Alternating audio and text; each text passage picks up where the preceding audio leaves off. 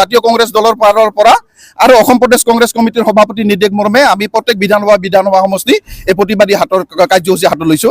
আজি আমি ইয়াত আহিছো এই কাৰণে গোসাইগাঁও বাকী ৰাইজক সচেতন কৰাৰ কাৰণে, কৰ্মীসকলক আমি সচেতন কৰাৰ কাৰণে। আপোনালোকে জানে, আমি সকলোৱে জানো যে স্মাৰ্ট মিটাৰ লগাইছে, স্মাৰ্ট মিটাৰ লগাত আপত্তি নাই, কিন্তু স্মাৰ্ট মিটাৰ লগাইছে কিন্তু বিলটো ইমান বেছি পৰিমাণে হৈছে, তাত মানে সৰ্বসাধাৰণ ৰাইজে এতিয়া মানে হাৰাশাস্তি হৈছে, তেওঁলোকে এতিয়া লাইন কাটিব লগা অৱস্থাত পৰিস্থিতি হৈছে। আৰু এই স্মাৰ্ট মিটাৰৰ জৰিয়তে কিমান ইউনিট কাৰেণ্ট গ'ল, কিমান ইউনিট পাৰ ইউনিটত কিমান টকা লৈছে, এইবিলাক জনসাধাৰণে গম নাপায়। তেওঁলোকে ৰিচাৰ্জ কৰিব, মোবাইল ৰিচাৰ্জ নিচিনা কৰি ৰিচাৰ্জ কৰি আছে, পইচা গৈ আছে, কিন্তু ছাৰ্ভিচ আমি পোৱা নাই। দিনে ৰাতি দিনগত নিম্নতম 5-6 ঘণ্টা কাৰেণ্ট, 10 বাৰ পৰ্যন্ত কাৰেণ্ট যোৱাৰ ৰেকৰ্ড আছে, 5 ঘণ্টা পৰ্যন্ত কাৰেণ্ট নাথাকে। কাৰেণ্ট নাথাকাৰ পৰিপ্ৰেক্ষিতত গোটেই উদ্যোগ, সৰু সুৰা যিবিলাক উদ্যোগ কৰি আছে তেওঁলোকৰ ক্ষতি হৈছে। ৰাইজে ছাৰ্ভিচ পোৱা নাই, কিন্তু স্মাৰ্ট মিটাৰৰ জৰিয়তে বিল তেওঁলোকে পাইছে, ধন আহৰণ কৰিছে। আৰু স্মাৰ্ট মিটাৰ আচলতে আমি শুনিছিলোঁ উদ্যোগ প্ৰতিষ্ঠানবিলাকতহে লগাব লাগে, কিন্তু জনসাধাৰণৰ ঘৰে ঘৰে তেওঁলোকে জবৰদস্তি লগাইছে।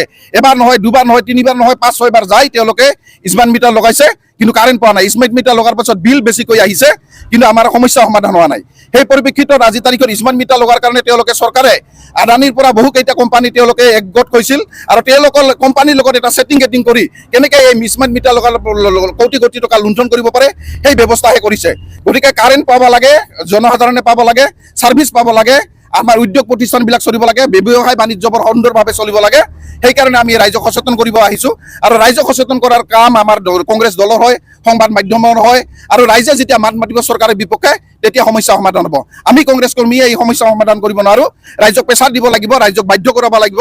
ৰাইজে যাতে চৰকাৰক, বিজেপি দলক এই বাধ্য কৰাই, মুখ্যমন্ত্ৰীগৰাকী তেওঁলোকৰ যি বক্তব্য, সেই বক্তব্য এতিয়া হিন্দু মুছলমানৰ ক্ষেত্ৰতহে তেওঁলোকে আহিছে, কাৰণ জনসাধাৰণে, অসম ৰাইজে তেওঁলোকক পৰিত্ৰাণ বিচাৰিছে তেওঁলোকৰ পৰা। এতিয়া হিন্দু মুছলমান কিবা কাজিয়া লাগাই যাতে তেওঁলোকে থাকিব পাৰে, সেইকাৰণে স্মাৰ্ট মিটাৰ এই সমস্যাবিলাক দূৰ কৰাৰ কাৰণে হিন্দু মুছলমান লগাই আছে। স্মাৰ্ট চিটি হোৱা নাই। গুৱাহাটীত আপোনালোকে দেখিছে 2 ঘণ্টা কাৰেণ্ট বানপানী পৰিলে তেওঁলোকৰ গোটেই গুৱাহাটী বন্ধ হৈ যায় যোগাযোগ ব্যৱস্থা।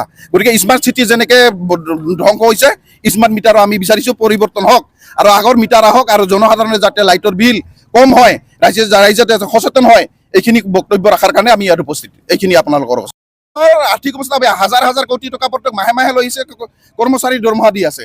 আৰু তেওঁলোকে পঞ্চায়ত নিৰ্বাচন, আপোনালোকে যে পঞ্চায়ত নিৰ্বাচন যোৱা 14 ফেব্ৰুৱাৰীতে হৈছিল, পঞ্চায়ত নিৰ্বাচন পাতিবলৈ এইখন চৰকাৰৰ ক্ষমতা নাই, টকা নাই। পঞ্চায়ত নিৰ্বাচন নোহোৱাৰ কাৰণে যোৱা 2টা বছৰে কোনো উন্নয়নমূলক কাম হোৱা নাই। আজি এটা বছৰ নিৰ্বাচন যোৱাৰ পিছতো নিৰ্বাচন পাতিব পৰা নাই। একমাত্ৰ নিৰ্বাচন পাতিলে পইচা দিব লাগিব, পইচা দিব পৰা তেওঁলোকৰ ক্ষমতা নাই। পইচা নাই কাৰণে তেওঁলোকে মদৰ বিক্ৰী বঢ়াই দিছে, যে মদৰ বিক্ৰী কৰিব লাগে। মদ বিক্ৰী 1400 নে কিমান লিটাৰ তেওঁলোকে কৈছে যে মাহত মদ বিক্ৰী কৰিব লাগে। চৰকাৰী বা মদ বিক্ৰী কৰাৰ কাৰণে গুৰুত্ব দিব লাগে নেকি? কিন্তু ইফালে স্কুল বন্ধ হৈছে, 116খন না 14খন স্কুল বন্ধ হৈছে। স্কুল খুলিব লাগে নে মদৰ দোকান খুলিব লাগে? এইখন চৰকাৰে পইচা পাতি নাই, ভাটা ঢোল বজাই আছে। গতিকে সেইকাৰণে সচেতন হ'ব লাগে ৰাইজে সচেতন হ'লেহে ইয়াৰ পৰিত্ৰাণ পাব, আৰু ইয়াৰ বিকল্প কোনো নাই।